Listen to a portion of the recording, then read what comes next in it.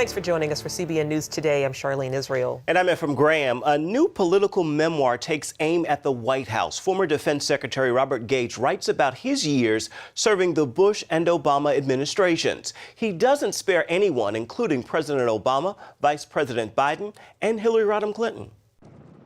He was a key player in some of President Obama's most important national security decisions. But in his new, soon-to-be-published book, Duty, Memoirs of a Secretary at War, former Defense Secretary Robert Gates has some harsh words for his commander-in-chief.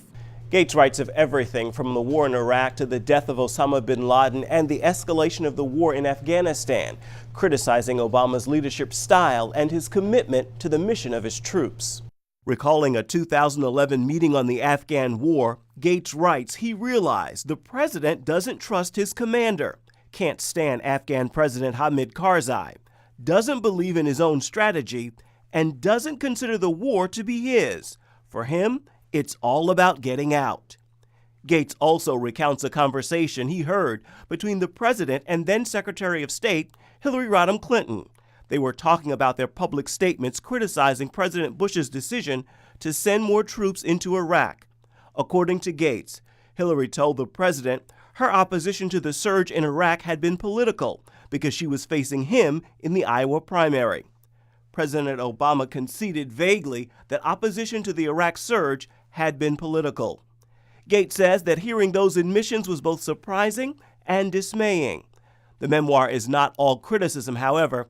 Gates calls President Obama a man of personal integrity, and he says the decision to go after Osama bin Laden was, quote, one of the most courageous decisions I had ever witnessed in the White House.